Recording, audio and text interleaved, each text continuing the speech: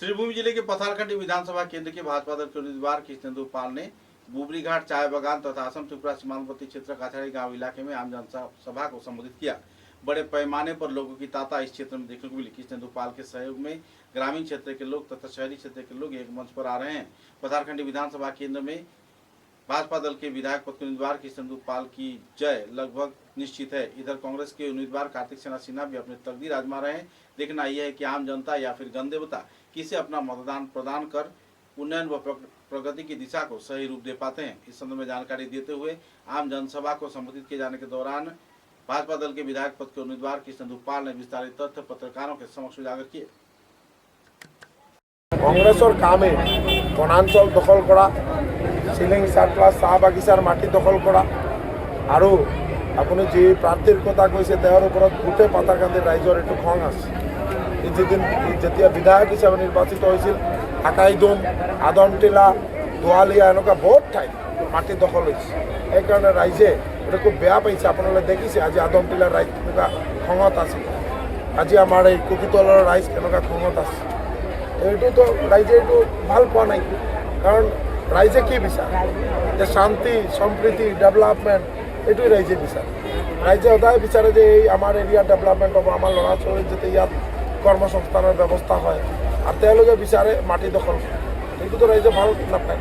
তাৰ কাৰণে আপনাদেৰ এই নিৰ্বাচনেৰ ৯ এপ্ৰিল এইটো আপনাদেৰ গম পাই যাব তেওঁলোকৰ কি অৱস্থা হয়।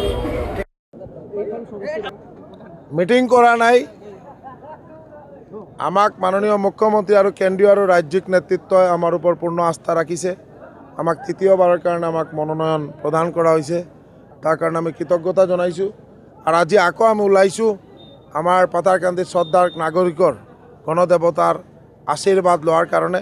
আর আপনাদের দেখিছে আজি আমার এটা জিলা পরিষদ আমি মানে আমার বিজয় সংকল্প যাত্রালৈ ওলাইছিল আর গোটেই রাইজ ওলাই আহিছে, চাহ বাগানক বস্তি এলাকা সকলে আশীর্বাদ দিছে।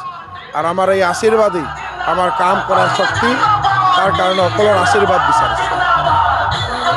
আজি আপোনালোকে বিভাজন নকৰিব। আমাৰ পাথাৰকান্দি কনষ্টিটুৱেঞ্চিৰ ৰাইজে সদায় ভাৰতীয় জনতা পাৰ্টিৰ ওপৰত আস্থা আৰু বিশ্বাস আছে, আৰু বিশেষকৈ আমাৰ মাননীয় মুখ্যমন্ত্ৰী ডক্টৰ হিমন্ত বিশ্ব শৰ্মা মহোদয়ৰ ওপৰত পূৰ্ণ বিশ্বাস আৰু আস্থা আছে। তাৰ কাৰণে আপোনালোকে দেখিছে লাষ্ট পাৰ্লামেণ্ট ইলেকশ্যন পাথাৰকান্দিৰ ৰাইজে এনেকুৱা কৃপানাথ মালাক আশীৰ্বাদ দিলে যে আমি গোটেই অসমৰ মাজত ১ নম্বৰ স্থান দখল কৰিব পাৰিছোঁ। আৰু আজি আমি ওলাইছোঁ চাহ বাগানক বস্তি এলেকা সকলো এলেকাৰ ৰাইজ আমাক আশীৰ্বাদ দিছে, আমি কৃতজ্ঞতা স্বীকাৰ কৰি আছোঁ। আৰু তেওঁলোকৰ মংগল হওক আৰু পাথাৰকান্দিৰ উন্নয়ন হওক, এটাই আমাৰ প্ৰাৰ্থনা। আৰ বৰাক উপত্যকা অসমৰ উন্নয়ন হোক। আমাৰ মাননীয় মুখ্যমন্ত্ৰী ডক্টৰ হিমন্ত বিশ্ব শৰ্মা মহোদয় আকৌ মুখ্যমন্ত্ৰী হিসাবে অধিষ্ঠিত হলে অসমৰ উন্নয়ন আৰু ত্বৰিত গতিত উন্নয়ন হ'ব। আর আমি জানো, সকলে জানে যে অহা ৪ মে যেদিন কাউন্টিং হ'ব 95+ সিট ভারতীয় জনতা পার্টির মিত্ৰজোঁটৰ দখলত যাব আৰু মুখ্যমন্ত্ৰী হিসাবে আমি ডক্টৰ হিমন্ত বিশ্ব শৰ্মা মহোদয়ক পাম। এইটো আমাৰ পূৰ্ণ আস্থা আৰ বিশ্বাস আছে।